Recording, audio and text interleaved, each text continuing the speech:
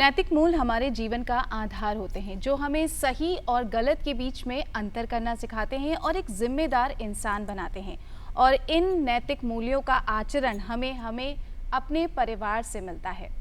नमस्कार। सत्य पर जीत का पर्व, अच्छाई का पर्व और बुराई की हार का पर्व विजयदशमी की अनेक शुभकामनाओं के साथ मैं निधि दशहरा के आज के इस पावन पर्व पर हमारे सभी दर्शकों का स्वागत और अभिनंदन करती हूं।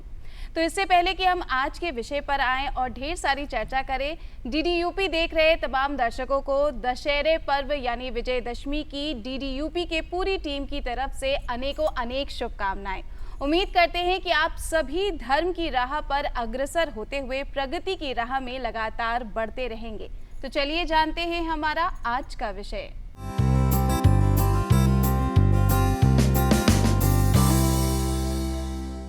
हमारा आज का विषय है सत्य की जीत का पर्व यानी दशहरा, जिसे अधर्म पर धर्म की जीत कहा जाता है, बुराई पर अच्छाई की जीत कहा जाता है। ये सुनाता है एक ऐसे अहंकारी व्यक्तित्व की गाथा जिसका अंत धर्म की राह पर चलने वाले व्यक्ति ने किया था, एक मानव जीवन ने किया था। जी हाँ, यूं तो पुरुषोत्तम श्री राम को भगवान का अवतार माना जाता है, लेकिन उन्होंने भी मानव रूपी जन्म लिया था, मानव जाति को ये सिखाने के लिए कि कभी भी अन्याय की जीत नहीं हो सकती और मानव में भी इतनी शक्ति होती है कि अगर वो सही राह पर चले तो हमेशा जीत सकते हैं, अधर्म का नाश कर सकते हैं। दशहरे से जुड़ी ऐसी ही बहुत सारी जानकारियों को आज साझा करने के लिए हमारे स्टूडियो में दो बेहद खास साहित्यकार मौजूद हैं। आज हमारे साथ स्टूडियो में मौजूद हैं अंजनी कुमार सिंह जी। सर, आपका बहुत बहुत स्वागत है हमारे आज के इस शो पे। साथ ही साथ वर्तमान परिप्रेक्ष्य में शौर्य और वीरता के इस पर्व का क्या कुछ महत्व है, इस पर ढेर सारी जानकारियां साझा करने के लिए और साथ ही साथ साहित्य का, लोकगीतों का क्या कुछ खास महत्व होता है हमारे जीवन पर, इस पर जानकारियां साझा करने के लिए हमारे साथ स्टूडियो में मौजूद हैं साहित्यकार डॉक्टर चंपा श्रीवास्तव जी। हम आपको बहुत बहुत स्वागत है। नमस्कार। तो आज हम बहुत सारी बातें करने वाले हैं दशहरा पर्व के बारे में, क्योंकि आप सबके घर में भी पूजा की तैयारियां चल रही होंगी, साथ ही साथ दशहरा शाम को मनाने के लिए धूमधाम भी मची होगी। बच्चों में एक अलग उत्साह देखने को भी मिल रहा होगा। लेकिन इस पर्व के पीछे क्या कुछ खास गाथाएं हैं, क्या वृतांत हैं, क्या प्रसंग हैं जो इसे इतना खास बनाते हैं, ये जानना भी बेहद जरूरी है। इसीलिए आज घर परिवार में हमारा यही विषय है कि सत्य की जीत का ये जो पर्व है दशहरा, इसकी क्या कुछ कहानियां हैं। तो चर्चा की शुरुआत करते हैं। सर, हम आप तक आना चाहेंगे, दशहरा का ये जो पर्व है इसका धार्मिक महत्व क्या होता है? देखिए, दशहरा हमारे पूरे भारतवर्ष का ऐसा लोक सांस्कृतिक पर्व है जो वर्षों से हमारे आस्था के साथ जुड़ा है और वर्षों से हमारे सामाजिक सरोकारों से जुड़ा हुआ है। वस्तुतः दशहरा भगवान मर्यादा पुरुषोत्तम राम जब रावण का वध करते हैं, उस दशमी के दिन जिस दिन वो वध करते हैं उसके प्रतीक के रूप में विजयदशमी, विजय पर्व के रूप में मनाया जाता है। साथ ही साथ माँ भगवती 9 दिन की युद्ध के बाद जब महिषासुर का मर्दन करती हैं तो उस दिन के प्रतीक के रूप में भी नवरात्रि के बाद 10वें दिन का महत्व है, उस रूप में भी विजय पर्व के रूप में मनाया जाता है। लेकिन वस्तुतः मर्यादा पुरुषोत्तम राम का जो विजय पर्व है, जो उन्होंने रावण के वध के बाद जिस उल्लास के साथ दशहरा पर्व मनाया जाता है, उसके पीछे बस यही एक मूल उद्देश्य है लोक सांस्कृतिक पर्व का कि असत्य पर सत्य की जीत दर्ज होती है। रावण वस्तुतः केवल एक शरीर नहीं है, दशानन नहीं है, वो बुराइयों का प्रतीक है। उसके अंदर ढेर सारी बुराइयां हैं और साथ साथ उसके अंदर बहुत सारी अच्छाइयां भी हैं। प्रकांड पंडित है, ज्योतिष का ज्ञाता है और बहुत बड़ा जो है वो ऋषि पुलस्त्य का नाती है, बहुत बड़ा प्रकांड पंडित है। इसके बावजूद भी उसके अंदर कुछ बुराइयां हैं और उन बुराइयों के पीछे भी ईश्वरी तत्व कार्य करता है। यदि उसके अंदर बुराइयां ना होती तो फिर ईश्वर के द्वारा उसका वध न होता। इतने बड़े राक्षसी वृत्त का महाकाया वाला राक्षस हो, इतनी बड़ी राक्षसी वृत्त जिसके अंदर हो, उसकी साधारण रूप से हत्या न हो, उसका मोक्ष करने के लिए स्वयं साक्षात भगवान राम उपस्थित होते हों, इसी से उसका महत्व जग जाहिर हो जाता है कि रावण राक्षस अवश्य है, लेकिन वो पूर्व जन्म के उसके प्रारब्ध, पूर्व जन्म के किए संचित उसके पुण्य फल जो उसको मर्यादा पुरुषोत्तम राम के हाथों उसका कायांतरण कराते हैं। जी, बहुत सारी बातें आज हम दशहरा के बारे में कर रहे हैं। मैम, जब बातें दशहरा की हों और परिवार की हों, तो परिवार साथ ही साथ बच्चों में आज के जो भी शौर्य गाथाएं हैं या हमारी धार्मिक और पौराणिक कथाएं हैं, उनको ढालना, उस संस्कार को ढालना बेहद ज़रूरी होता है। ऐसे में परिवार में इन त्योहारों का मनाना, इनका महत्व कितना ज़रूरी है? बहुत आवश्यक है, इसलिए कि जहाँ तक बच्चों की बात है, बच्चे ही जो होते हैं वो अखंड भारत के निर्माता होते हैं।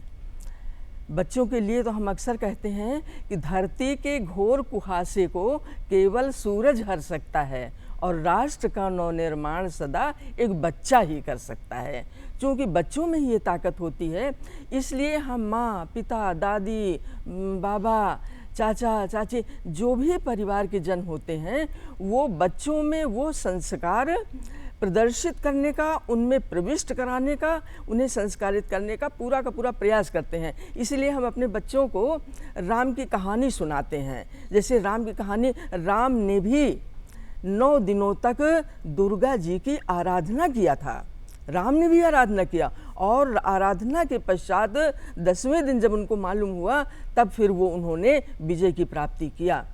कितने ही ऐसे धार्मिक सत्य हैं जो अपने परिवार के माध्यम से हम अपने परिवार के संस्कारों को, भारतीय संस्कृति और संस्कारों को जो आज विलुप्त होती जा रही है, वो हमें चाहिए कि हम अपने बच्चों को किसी न किसी प्रकार से वो संस्कार डालें। जैसे रामायण और महाभारत के जो आजकल सीरियल आ रहे हैं, मैं अपने पोते को, नाती को, अपने बच्चों को ये बताती हूँ कि आप जो है वहाँ बैठिए, देखिए, और जब वो देखते हैं तो उनको अच्छा लगने लगता है।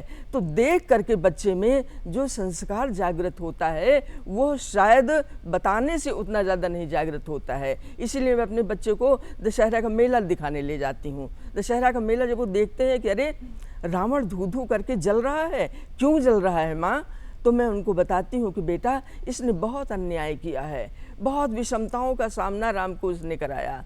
न मानव के रूप में राम ने किस किस गली में नहीं गए, राम को किन किन परेशानियों का सामना करना पड़ा। तो रावण ने किस प्रकार से आतंकित कर रखा था सबको, और उस आतंक का परिणाम था कि राम को जन्म लेना पड़ा। मानव रूप में जन्म लेकर के उन्होंने रावण का वध किया।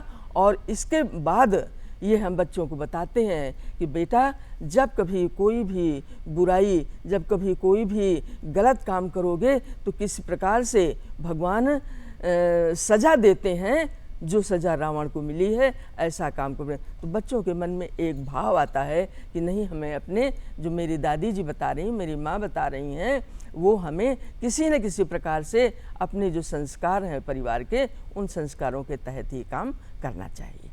आप जो आचरण घर में या जो माहौल घर में रखते हैं वही देख के बच्चे सीख जाते हैं। तो अगर आप उनमें संस्कार डालना चाहते हैं तो ये बेहद ज़रूरी है कि आप दशहरे जैसे या आपके जितने भी पर्व हैं, लोक परंपराएं हैं, उनको अपने घर में ज़रूर सेलिब्रेट करें, उसकी तैयारी करें, उतना ही हर्षोल्लास के साथ उसे मनाएं भी। सर, वर्तमान समय की बात करें तो हम बड़ी सहजता से किसी भी व्यक्ति को राम या रावण की संज्ञा दे देते हैं। तो वो कौन से दुर्गुण हैं या गलत आचरण कह लें जो रावण को रावण बनाता है, एक गलत अहंकारी पुरुष बनाता है, और जो वर्तमान समय में लोगों में नहीं होना चाहिए या जिससे दूर रहना चाहिए? देखिए, राम महज शरीर नहीं है, राम नैतिकता है, राम आस्था है, राम विचार हैं, राम शील का अनुशीलन है। और रावण वो भी एक शरीर नहीं है, अनैतिकता का पक्षधर है, बुराइयों का धरोहर है, और सारी की सारी नकारात्मकताओं को समेटे एक ऐसा शरीर जिसे हम रावण की संज्ञा देते हैं, वो आज भी समाज में, व्यक्तियों में, सामाजिक सरोकारों में हमें दिखाई पड़ता है। तो जब हम अनैतिक चीज़ों को देखते हैं, नकारात्मक चीज़ों को देखते हैं, हिंसा देखते हैं, जितनी भी नकारात्मक चीज़ें हैं जो मानवता की हत्या करने वाली हैं, जब उन सब चीज़ों को देखते हैं तो हमारे मुंह से सायास ही निकल पड़ता है कि ये रावण है, ये कैसा अन्याय कर रहा है, ये मानवता की हत्या कर रहा है, ये तो रावण है, साक्षात रावण है। तो रावण खाली शरीर नहीं है, रावण एक नकारात्मक विचारों का पुंज है जिसको हम कहते हैं कि रावण है, और वही राम नैतिकता है। हमारे परिवारों के शील के अनुशीलक हैं। हमारे सामाजिक परिवारों को टूटने से बिखरने के लिए राम ने अपने पूरे के पूरे जीवन को होम कर दिया। इसलिए राम नैतिकता की पराकाष्ठा पर बैठे हुए, नैतिकता के सुमेर पर बैठा हुआ वह महामानव है जो मानवता की पूजा करता है, मनुष्य रूप में मानवता की पूजा करता है। इसलिए हम जब कोई नैतिक रूप से जब कोई मानवता की पूजा की तरफ बढ़ता हुआ व्यक्ति देखते हैं तो कहते हैं वो राम है, इसके अंदर राम है, वो राम जा रहा है। और इसके विपरीत जब नकारात्मक चीज़ों को देखते हैं कि नैतिकता की हत्या कर रहा है, हिंसा कर रहा है, मानवता की हत्या कर रहा है, समाज के ठीक विपरीत आचरण कर रहा है, तो हम कहते हैं कि इसके अंदर रावण बैठा हुआ है। राम रावण सिर्फ शरीर नहीं, राम रावण परस्पर नैतिक और अनैतिक विचार पुंजों के समूह भी हैं जिन्हें हम परस्पर राम और रावण की संज्ञा देते हैं। और यह वर्तमान परिप्रेक्ष्य से लेकर के जब तक इस धरती पर सामाजिक सृष्टि रहेगी तब तक ये राम रावण का युद्ध चलता रहेगा। और राम रावण का द्वंद्व, ये जो हम पुतला फूंकते हैं, ये प्रतीक मात्र है। पुतला फूंकते हैं, पुतला फूंकने के बाद फिर अगले वर्ष पुतला फूंकने की जरूरत क्यों पड़ती है? वो इसी प्रतीक के रूप में पड़ती है कि ये सकारात्मक और नकारात्मक विचारों का द्वंद्व जो है ये जब तक समाज रहेगा तब तक चलता रहेगा। आवश्यकता इस बात की है कि हम सकारात्मकता को अधिक से अधिक अपने अंदर आत्मसात करें, जिससे ये नकारात्मकता रूपी रावण प्रतिदिन मरता रहे और असत्य पर सत्य की जीत होती रहे। जी, तो लगातार आज हम दशहरा पर्व की बातें कर रहे हैं। आप अपनी तैयारियों में जारी रहिए और साथ ही साथ हमारी चर्चा को भी एंजॉय करते रहिए, क्योंकि ये बेहद कहते हैं आम सी बातें हैं, हर बार हर जगह हम सुनते हैं, लेकिन सिर्फ सुनना जरूरी नहीं होता, अपने आचरण में ढालना भी बेहद जरूरी है। तो दशहरे पर्व का क्या कुछ महत्व है, आज इस पर हम चर्चा कर रहे हैं। हमारे स्टूडियो में मौजूद हैं साहित्यकार अंजनी कुमार सिंह जी, साथ ही साथ साहित्यकार डॉक्टर चंपा श्रीवास्तव जी। ये चर्चा हम आगे भी जारी रखेंगे, लेकिन अब वक्त हो चला है हमारे प्रोग्राम के सेगमेंट हम हैं कुछ खास का, जहां हर बार हमारी कोशिश होती है कुछ प्रेरणादायी कहानी और शख्सियत को आप तक लाने की। वो कहानियां, वो संघर्ष गाथाएं जिन्होंने कभी हार नहीं मानी और मुश्किलों का डटकर सामना किया और एक ऐसा उदाहरण समाज में स्थापित किया जिसको देखकर, सुनकर, जिनकी कहानी को हम भी अपने जीवन के लिए प्रेरणा ले सकते हैं। आइए देखते हैं एक ऐसी ही कहानी को और मिलते हैं एक ऐसी ही शख्सियत से।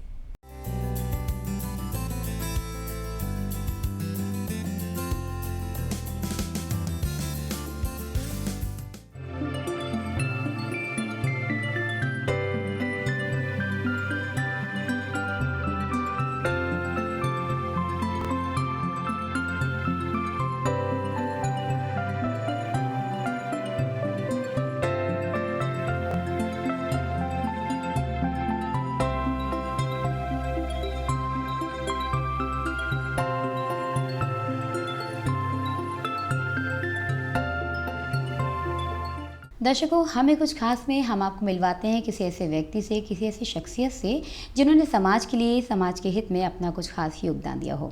ऐसे ही हमारे आज के खास मेहमान हैं श्री राम प्रवेश जी, जिन्होंने अपने घर में खूबसूरत सा गार्डन तैयार किया है जो देखने में बहुत ही आकर्षक और मनमोहक होने के साथ ही हमें प्रकृति के बेहद करीब भी ले जाता है। आज के वर्तमान समय में बढ़ते शहरीकरण के साथ ही हम प्रकृति से दूर होते जा रहे हैं। शहरों की ओर बढ़ती आबादी और बड़े पैमाने पर वृक्षों की कटाई के चलते हम सभी स्वच्छ वातावरण और अपनी प्रकृति से वंचित हैं।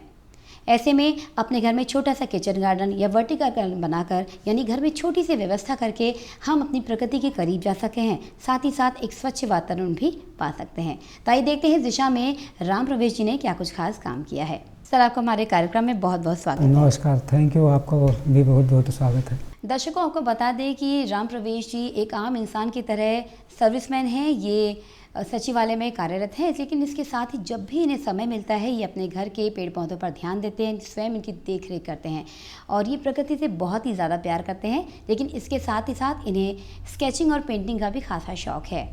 तो इससे पहले कि हम आपकी गार्डनिंग के बारे में आपसे जानें, हम चाहेंगे आप बताएं कि आपका शुरुआती समय कैसा था, कहाँ से आपको इतना रुझान हुआ कि आप प्रकृति के इतने करीब चले गए?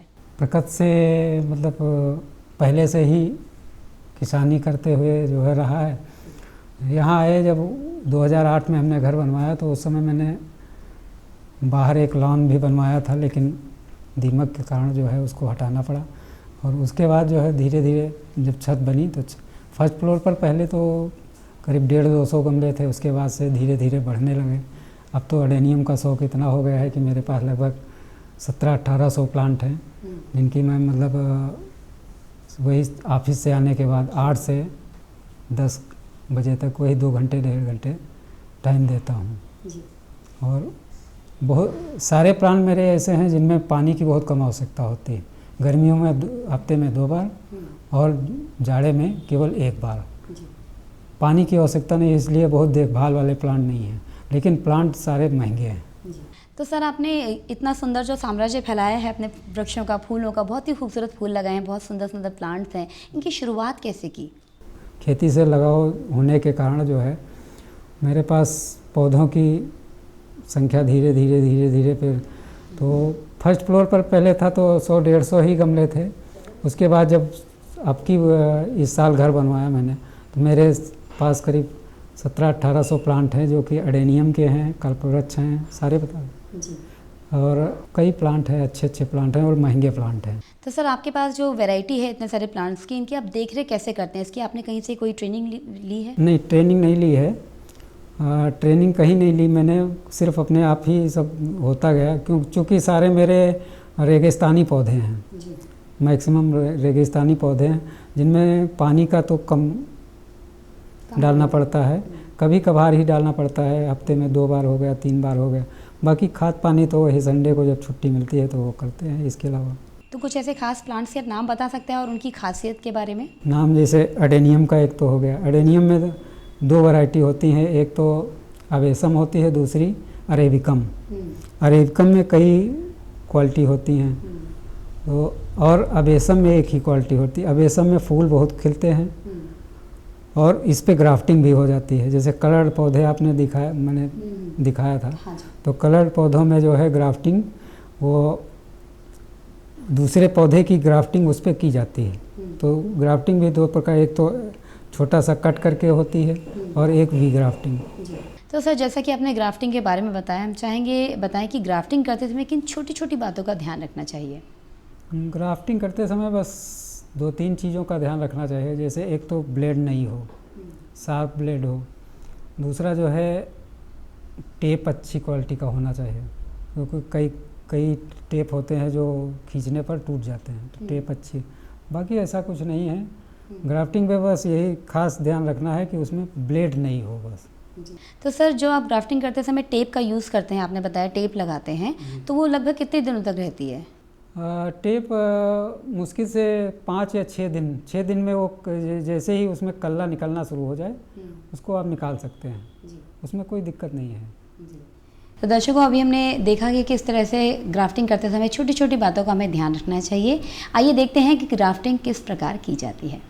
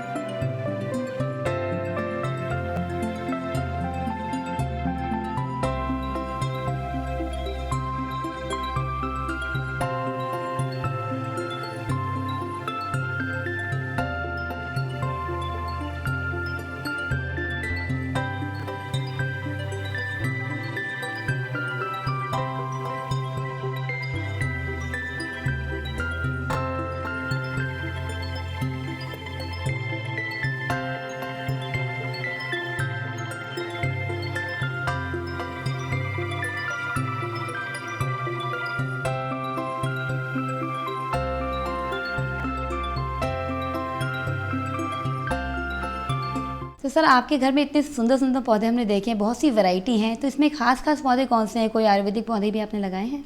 मेरे पास कल्पवृक्ष के प्लांट है, 4 या 5 पौधे हैं मेरे। उसके अलावा जो है अगरवुड का प्लांट है, लाल चंदन है, सफ़ेद चंदन है, कॉफ़ी का है, चाय का है, आम के हैं, काजू का है, सारे ये ग्राफ्टेड पौधे हैं। इसके अलावा जेड प्लांट है और जेड प्लांट एक आता है, वो भी बहुत अच्छा होता है, काफ़ी अच्छा ऑक्सीजनल प्लांट होता है। सेंसवेरिया होता है, सेंसवेरिया के बहुत सारे प्लांट है, स्नेक प्लांट है, स्नेक प्लांट तो सभी को अपने अपने घरों में रखना चाहिए। ये आंतरिक पौधा है, ऑक्सीजनल प्लांट है, इसलिए सबको घर में रखना ज़रूरी होता है। तो सर इसके अलावा और भी कुछ आपने प्लांट्स उगाए, जैसे सब्जी वगैरह का भी अपने गार्डन बनाया है? इसके बारे में सब्जी कुछ के भी प्लांट उगाए हैं, लेकिन इस समय सब्जी के बहुत ज़्यादा नहीं हैं, थोड़े बहुत ही हैं। सब्जी के भी प्लांट इसके ऊपर वाली छत पे सब्जी के ही तो कौन कौन सी सब्जियां हो जाती हैं? सब्जियां, जैसे इस बार तुरई थी, करेला थे, पुदीना भी लगा हुआ है, ये सारे मिर्चे के भी प्लांट लगे हैं, गोभी भी लगी थी, तो ये सारे मतलब भर की हो जाती है। तो आपको बता दें कि हमारे जो आज के खास मेहमान हैं राम प्रवेश जी, इन्हें गार्डनिंग के साथ ही साथ पेंटिंग और स्केचिंग का भी बेहद शौक है। तो आइए जानते हैं इसके बारे में। तो सर और क्या क्या आप करते हैं? अपनी स्केचिंग से हमने आपकी देखी हैं, तो किस किस तरह की स्केचिंग बनाते हैं और कौन सी आर्ट आपको पसंद है? मैम हमको सभी आर्ट पसंद है, और जैसे मेरे पिताजी आर्टिस्ट थे, प्राइमरी टीचर थे, तो उन्हीं का थोड़ा बहुत अंश मेरे में है, तो उसी से हर प्रकार की आर्ट आती है, जैसे स्केचिंग भी कर लेता हूँ। बाकी जो है जैसे क्राफ्ट है, वो भी क्राफ्ट कला भी आती है थोड़ी बहुत। आइसक्रीम के स्टिक से मैंने कई चीज़ें बनाई हैं। थोड़ा बहुत लेखन का भी शौक़ है। तो सर आप इतना सारा काम कर रहे हैं, आप स्केचिंग भी करते हैं, आप गार्डनिंग भी कर रहे हैं, साथ में आपने कहा लेखन का भी आपको शौक़ है, तो अपने इस जॉब के साथ साथ आप इस सबको मैनेज कैसे करते हैं? मैम छुट्टी मिल जाती है तो ऐसे ही निकलता रहता है, कभी 1 घंटा, कभी 2 घंटा, कभी 3 घंटा, इसी तरह। तो दर्शकों, अगर आप में भी हुनर है और आप भी काम के साथ साथ कुछ अलग करना चाहते हैं, तो आपके सामने जीता जागता उदाहरण हमारे आज के मेहमान राम प्रवेश जी ने दिया है। उम्मीद करते हैं कि आपको भी इस तरह से हुनर से प्रेरणा मिली होगी कि हमें कैसे अपने जीवन में अपने काम के साथ समय को कैसे मैनेज करके चलना चाहिए और अपने हुनर को आगे बढ़ाना चाहिए। तो सर चाहेंगे बागबानी से जुड़ी कोई ऐसी याद जो आप हमारे सभी दर्शकों से साझा करना चाहें, संदेश के रूप में कुछ बोलना चाहें? बागवानी से जुड़ी सबसे बड़ी खबर यही है कि चूँकि हम लोग शहर में रहते हैं और शहर में वृक्ष तो कम पाए जाते हैं, तो सबको अपने अपने घरों में 10, 20, 50 पौधे जो है ऐसे लगाने चाहिए जो ऑक्सीजनल हों। ऑक्सीजनल में जैसे सेंसवेरिया है, जेट प्लांट है, ये सारे पौधे जो है आप घर के अंदर भी लगा सकते हैं, बाहर भी लगा सकते हैं। तो इससे जो है वातावरण भी अच्छा रहता है अपने घर का। जब अपने घर का वातावरण, तो बाहर भी थोड़ा उसका प्रभाव पड़ेगा। सर आप हमारे कार्यक्रम में आए, आपने इतनी अच्छी जानकारी हमें दी, इतने सुंदर गार्डन किस तरह से घर पर तैयार कर सकते हैं, नए नए तरह के पौधे कैसे ईजाद कर सकते हैं, इस बारे में इतनी अच्छी जानकारी दी, इसके लिए आपका बहुत बहुत धन्यवाद। Thank you. दर्शकों, सभी मानवीय गतिविधियां प्रत्यक्ष और अप्रत्यक्ष रूप से हमारे पर्यावरण को प्रभावित करती हैं, तो बहुत ज़रूरी है कि हम सभी अपने आसपास अधिक से अधिक पेड़ लगाएं और अपने स्वच्छ वातावरण को अपने आसपास रखें और प्रकृति के बेहद करीब रहें।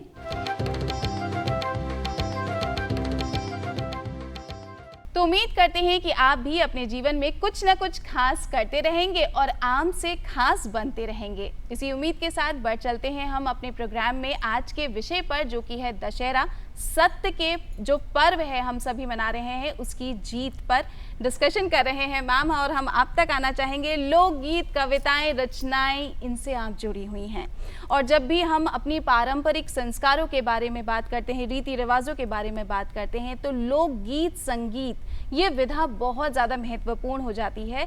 लोक संगीत जो है, हमें लगता है कि ये संगीत जो है वही संस्कारों की जननी होती है।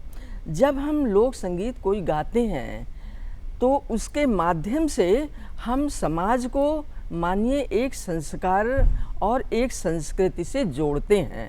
भारत, भारतीयता और भारतीय संस्कृति की अस्मिता को संपूर्णता से अभिमंडित कर देने के लिए हम क्या करते हैं, लोक संगीत का प्रयोग करते हैं, क्योंकि वो लोक संगीत जो है ना, वो हमारे दिल को छूती है, वो हमारी बुद्धि की चीज़ नहीं होती है, वो हमारे दिल को छूती है। और जब कोई चीज़ हमारे दिल से होती है तो वो आदमी के व्यक्तित्व में समाहित हो जाती है, समाविष्ट हो जाती है। 9 दिनों तक नवरात्र चले हैं और आज हम सभी विजयदशमी का पर्व मना रहे हैं। तो विजयदशमी मतलब दशहरा और उसके साथ साथ स्त्री शक्ति, ये आपस में कैसे जुड़े हुए हैं? देखिए, स्त्री शक्ति जो है वो पूरे जगत की अधिष्ठात्री माँ है और पूरे जगत का जो अस्तित्व है वो स्त्री शक्ति के कारण ही है। जी। हमारा सभी जितने भी इस चराचर जगत में जितने भी प्राणी हैं वो मातृ शक्तियों द्वारा ही उद्भूत हैं। तो स्त्री शक्ति जो है वो अस्तित्व सारे के सारे चराचर जगत का अस्तित्व तो है ही। और जो विजयादशमी का पर्व है, भगवान मर्यादा पुरुषोत्तम राम भी शक्ति का आह्वान करते हैं। पहले शक्ति का आह्वान करने के बाद तब वो जाते हैं, तब वो रावण पर विजय प्राप्त करते हैं और जैसा कि रावण की वो वध करते हैं और फिर वो जीत के आते हैं, अपने सेना के साथ लौटते हैं। तो वो स्त्री शक्ति जो है वह वहाँ पर भी वो बिना आराधन के, बिना शक्ति के आराधन के वो अपना कार्य सुचारू रूप से संपन्न नहीं कर पाते हैं। आपने बड़ा अच्छा प्रश्न किया है। और ये नवरात्र का पर्व भी स्त्री शक्ति का ही पर्व है। नवरात्र की जो अधिष्ठात्री देवी हैं, माँ दुर्गा हैं, वो भी महिषासुर का वध करती हैं, 9 दिन के बाद वध करती हैं। तो स्त्री शक्ति जो है हमारे पूरे के पूरे भारतीय राष्ट्र की आत्मा है, हमारे भारतीय राष्ट्र के अस्तित्व की जननी है। और हमारे के पूरे विश्व में एक ऐसा ही मेरा राष्ट्र है भारत, जिसको भारत माता इसलिए कहा जाता है कि हमारे यहाँ जगत धात्री अधिष्ठात्री माँ के नाम पर ही सारे के सारा सरोकार, सारे के सारा कार्य बिना उसके नाम पे संपन्न नहीं होता है। तो यही कारण है कि स्त्री शक्ति जो है परस्पर अंतर्भुक्त शब्द एक है। स्त्री शक्ति और जितने भी सामाजिक सरोकार हैं, चाहे वो मर्यादा पुरुषोत्तम राम के हों, चाहे जितने भी दैवी अवतार कहे गए हैं, उन स्त्री शक्ति के बिना उनका कोई भी कार्य संभव नहीं हो पाता है। इसलिए स्त्री शक्ति भी परस्पर अंतर्भुक्त है सामाजिक सरोकारों में। जी मैम, अगर भगवान श्री राम के चरित्र की बात की जाए और आज के बच्चों में संस्कारों की बात की जाए, तो वो कौन कौन से संस्कार होंगे जो हमें भगवान श्री राम के चरित्र से सीखने की आवश्यकता है और आज की जो जनरेशन है उसमें ढालने की आवश्यकता है? राम ने मर्यादा का जो आदर्श कायम किया था वह हम सब के लिए वरेण्य है, वर्ण करने के योग्य है। मुझे एक प्रसंग याद आता है शबरी का। जी। नारी शक्ति का। शबरी चाहती थी कि वह मर्यादा पुरुषोत्तम मेरे द्वार पर एक बार आ जाए। माँ शबरी ने क्या किया था? माँ शबरी ऋषि मतंग के आश्रम में वो रहती थी। ऋषि मतंग के आश्रम से लेकर के और उस नदी तक जहाँ स्नान करने जाया जाता है, धार्मिक लोग जाते थे, वहाँ तक वो बुहारती थी, रोज झाड़ू लगाती थी, साफ करती थी। पता नहीं किस रास्ते से मेरे राम आ जाएं और वो रास्ता साफ ना रहे, कंटकाकीर्ण रहे, उनको कांटा न कहीं लग जाए। और ऐसा एक समय आता है जब राम उसके भक्ति से, उसकी शक्ति से, उसकी अनुरक्ति से प्रभावित हो जाते हैं। क्योंकि राम को क्या चाहिए? राम को वो नैतिकता चाहिए, मर्यादा चाहिए, शक्ति चाहिए, भक्ति चाहिए, जो अनुरक्ति का बड़ा आयाम हो सकता है वो चाहिए। तो उन सब के जब उन्होंने पूर्णता का दर्शन कर लिया तो एक दिन राम का आगमन उनके कुटिया में हो जाता है।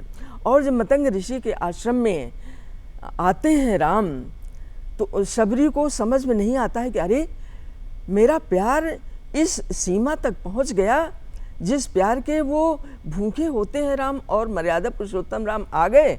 वो बेर उनको खिलाने लगी, उसको भूल गया कि क्या मैं कर रही हूँ। जो बेर चख चख करके राम को खिलाती थी, कहीं मेरा राम ऐसा ना हो कि कहीं कोई अच्छा बेर ना हो, कड़वा बेर हो, उनको खा जाए। मीठे मीठे चख चख करके उनको खिलाने लगी।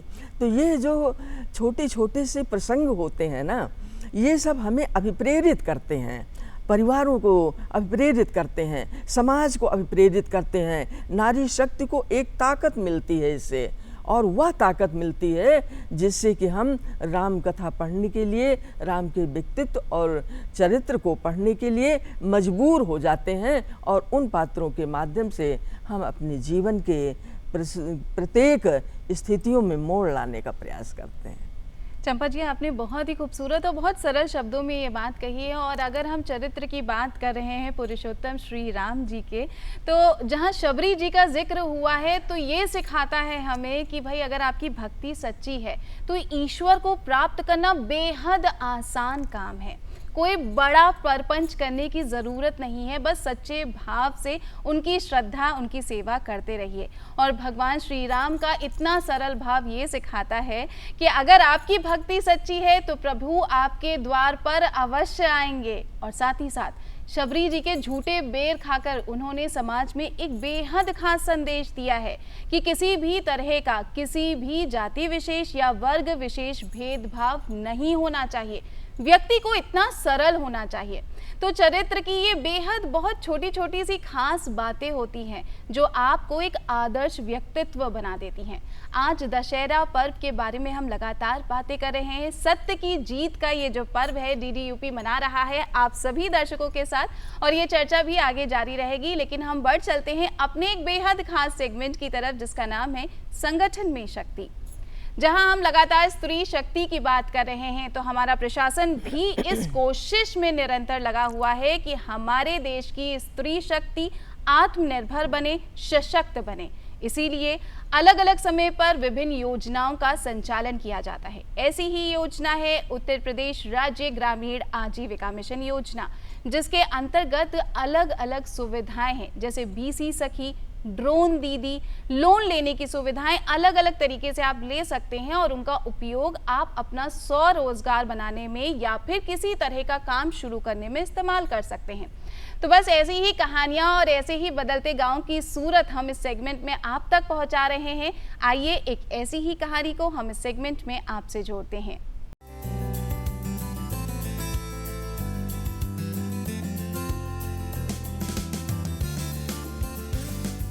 हमारा प्रशासन देश की महिलाओं की प्रगति और विकास के लिए हर क्षण प्रयासरत रहता है। इसी उद्देश्य की पूर्ति के लिए समय समय पर केंद्र और राज्य स्तर पर महिला सशक्तिकरण और आत्मनिर्भरता से जुड़ी विभिन्न योजनाओं का क्रियान्वयन और संचालन भी किया जाता रहा है। इन्हीं में से एक अहम योजना है उत्तर प्रदेश राज्य ग्रामीण आजीविका मिशन योजना, जो गरीब ग्रामीण महिलाओं के जीवन के लिए लगातार वरदान साबित हो रही है। उत्तर प्रदेश राज्य ग्रामीण आजीविका मिशन योजना के तहत आजीविका के नए स्रोतों और साधन को प्रदान कर ग्रामीण क्षेत्रों की महिलाओं के जीवन को बेहतर बनाने का काम किया जा रहा है।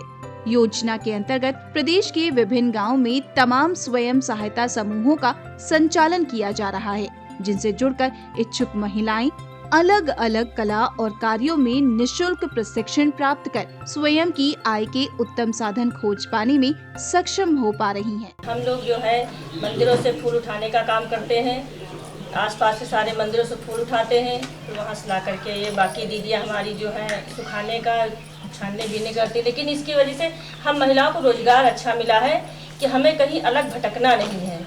और हम लोग पूरी मेहनत से ये करते हैं। और घर में भी जो लोग पहले कहते थे खाती हो और सोते रहते हो, कोई काम नहीं, तो उनमें एक अपनी भी एक आत्मसम्मान बना हम लोगों का, क्योंकि वैसे भी महिलाओं को कौन कहते क्या कर सकती हो, लेकिन हम लोग ये अपने हाथ से बनाते हैं और हम लोग का आत्मसम्मान भी है और आत्मनिर्भर भी बन रहे हैं। क्योंकि पहली बार हम लोग काम के लिए निकले हैं तो थोड़ा सा एक अपने में वो होता ना कि हम काम कर रहे हैं, हम 2 पैसे कमा रहे हैं, तो ये भी एक हमारे बच्चों पे भी फर्क पड़ रहा है कि हाँ, और अपने बच्चों को अच्छे से भी घर में भी पूरा सपोर्ट करते हैं जितना हो सकता है, और मिलके अगर गृहस्थी चलाते हैं तो अच्छा होता है। और आज के ज़माने में जहाँ हम लोग महिलाएं निकलने से डरती हैं, वहाँ पर ये जगह सुरक्षित है। अगर ऑर्डर आ जाता तो हम लोग रात में भी यहाँ ओवर टाइम भी काम करते हैं, और जिसमें हमें पूरी तरह से अपने आप को ये होता है कि हम एकदम बिल्कुल निर्भर, हमें कोई डर नहीं है और पूरी सुरक्षित जगह पर रहते हैं। हमारी दीदी ने देखा हमारी गरीबी को, तो हमने यहाँ पे काम करने के लिए रखा।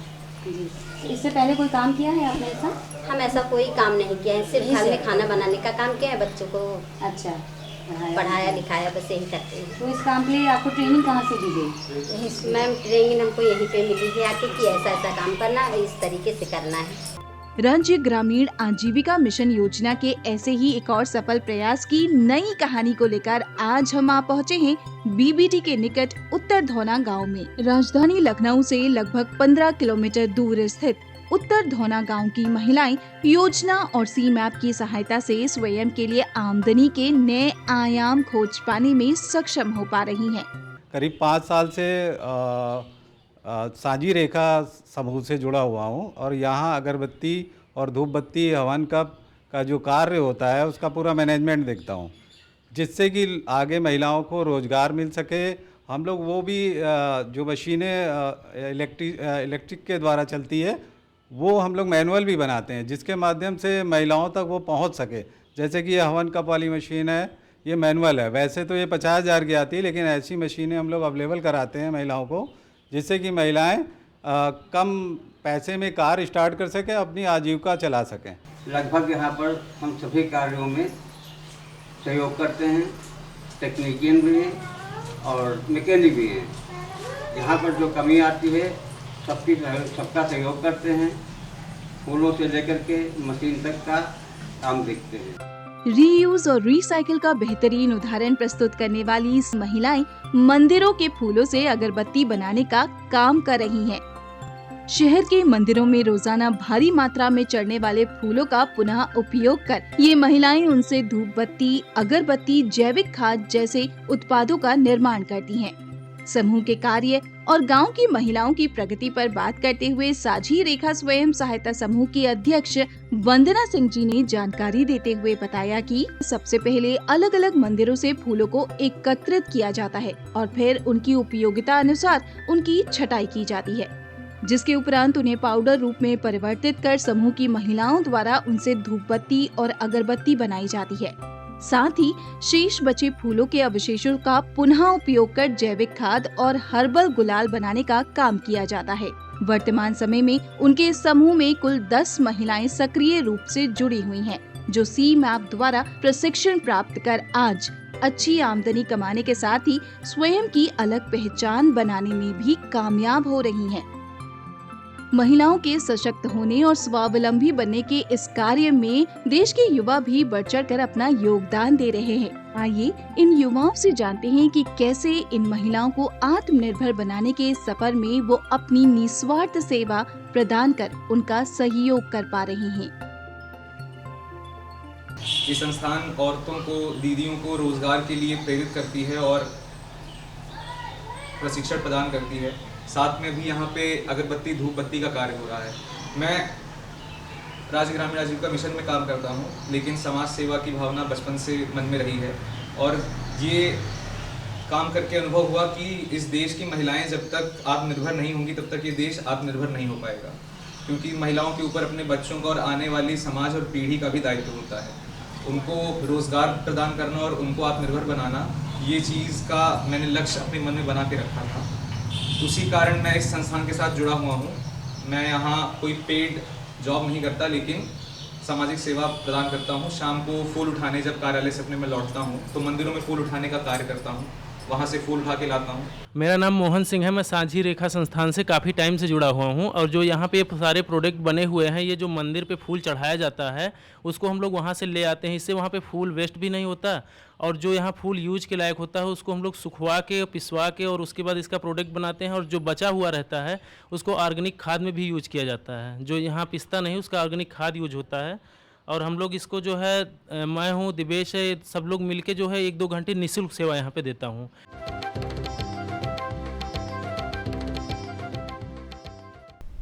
तो उम्मीद करते हैं कि ऐसी ही सशक्त होती नारी की गाथाओं को हम आप तक पहुंचाते रहेंगे। बढ़ चलते हैं अपने विषय की तरफ। सर, लगातार हम चरित्र की बात करते हैं। अब व्यक्ति विशेष के चरित्र में क्या कुछ खास होना चाहिए, इस पर सभी जगह बातें होती हैं, चर्चाएं होती हैं, लेकिन समाज में वो कौन सी कुरीतियां इस टाइम व्याप्त हैं जिन पर हमें विजय पाने की बहुत ज़रूरत है? हमें अपने ऐतिहासिक धरोहर और ऐतिहासिक संस्कृति की तरफ झांकना होगा। मैंने पहले भी कहा, फिर पुनरावृत्ति कर रहा हूँ कि मर्यादा पुरुषोत्तम राम महज शरीर नहीं थे, नैतिकता थे, आदर्श थे, संस्कृति थे, शील का अनुशीलन थे। एक परिवार को बचाने के लिए जो अपने पूरे जीवन को होम कर दे, जिस राजकुमार का राज्याभिषेक करने का तिथि, राज्याभिषेक होने की तिथि निर्धारित हो चुकी हो और समय निर्धारित हो चुका हो, सारी तैयारियां पूरी कर ली गई हों और अचानक उसको वनगमन का आदेश होता हो और वह बिना किसी लाग लपेट के, बिना किसी हिचकिचाहट के स्वयं अपने खुशी खुशी वन मार्ग पर चल पड़ता हो, वो ऐसे नैतिक मूल्यों की आज आवश्यकता है। एक तरफ हमारे एक दूसरे धर्मशास्त्र में बहुत बड़ा ग्रंथ है, बार बार उसका न्यायालयों में तक उसकी शपथ दी जाती है भगवत गीता की। एक तरफ उसमें एक छोटे से गांव मांगने के लिए इतनी बड़ी हिंसा होती है कि कुल का कुल विनाश हो जाता है। वह हठी व्यक्ति का कहता है कि सूच्यग्रम नय उदास्यामि बिना युद्धेन केशव।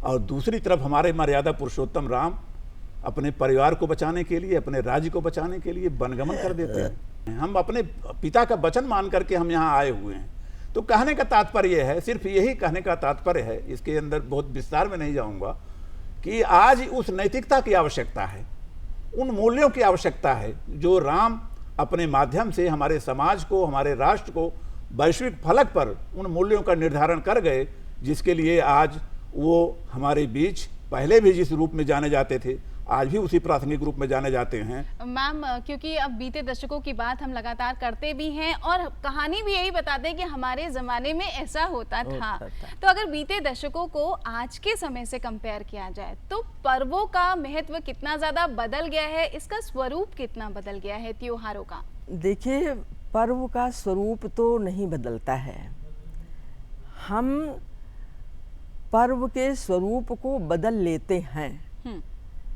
मानो उन्हें बदलता है। कभी अपनी व्यस्तता के कारण, कभी अपनी संस्कृति और संस्कारों के कारण, कभी वह उसको इस तरह से लेता है कि अरे नहीं, हमको क्या करना है, ये पर्व होगा। कभी वो विदेश चला गया, उसको मालूम ही नहीं है कि होली, दिवाली, दशहरा, रक्षाबंधन ये सब भी कोई त्यौहार होते हैं, वहाँ जा कर के वो भूल जाता है। तो हमें क्या चाहिए? हमें अपने पर्वों के प्रति आस्था व्यक्त करनी होगी। वह आस्था, वह विश्वास व्यक्त करना होगा जिसकी वजह से आज हम कायम हैं। हम स्त्री शक्ति की बात करते हैं, हम तो कहते हैं कि नारी शक्ति वह शक्ति होती है। आज जितनी भी विषमताएं हो रही हैं, उन विषमताओं का कारण क्या है नारी के पीछे? मात्र यही कारण है कि हम नारी की वह आराधना नहीं करते हैं, नारी शक्ति की वह आराधना नहीं करते हैं जिस आराधना की आवश्यकता है।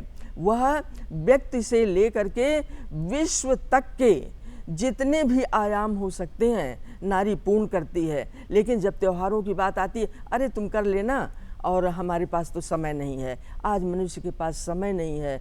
हमें समय निकाल करके अपने त्योहारों के प्रति, अपने पर्वों के प्रति वह आस्था व्यक्त करनी चाहिए जिसके कारण आज हम जीवित हैं, जिसके वजह से हमारा आज अस्तित्व है।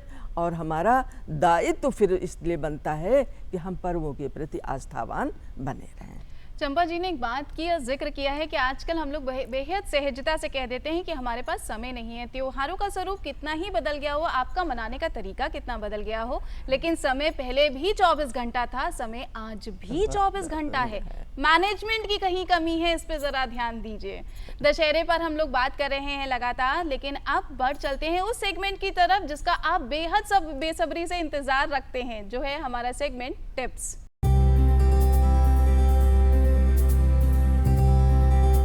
जहां लगातार हम फेस्टिवल्स की बात कर रहे हैं। फेस्टिविटीज़ की जब बात की जाती है तो घूमना फिरना, पंडाल में जाना, मेला जाना, ये हमें और आप और हमारे बच्चों को बेहद पसंद होता है। लेकिन जब आप कहीं भी ऐसी भीड़ भाड़ वाले स्थान पे जाएं तो किन बातों का रखें ध्यान? बच्चों के साथ हमेशा अभिभावक साथ बने रहे। बच्चों को स्ट्रिक्टली ये आचरण में डालें कि बाहर किसी भी व्यक्ति से मेला स्थान या पंडाल स्थान में कुछ भी लेकर ना खाएं। उनकी पॉकेट में अपना नाम, अपना फ़ोन नंबर ज़रूर डाल के रखें। अगर बच्चा इतना समझदार है कि वो याद रख सकता है तो उसे याद कराएं, लेकिन अगर वो इतना समझदार नहीं है तो उसकी पॉकेट में ये चीज़ ज़रूर डालें। साथ ही साथ अगर कोई खुदा न खास्ता गलत परिस्थिति उत्पन्न हो जाती है, भगदड़ जैसा कुछ भीड़ बढ़ जाती है, तो बच्चों के संज्ञान में ये भी डाल दें कि ऐसी किसी भी परिस्थिति में बच्चे को किस स्थान पर जाना है उस मेले के अंदर। जब आप मेले या पंडाल में जाएं तो अपने बच्चों को किसी भी तरह की महंगी ज्वेलरी पहनाने से बचें। गोल्ड, सिल्वर, इन सारी ज्वेलरी का अवॉइड कर सकते हैं, इनका धारण बच्चों को ना कराएं क्योंकि ये आपकी बच्चों की सुरक्षा पर आंच ला सकती है। बस ये छोटी छोटी बातों का ध्यान रखिए। इन टिप्स के साथ अगर आप अपने बच्चों के साथ बाहर घूमने जा रहे हैं, आज मेला देखने जा रहे हैं, तो आपका और बच्चों का दोनों का मजा किरकिरा नहीं होगा।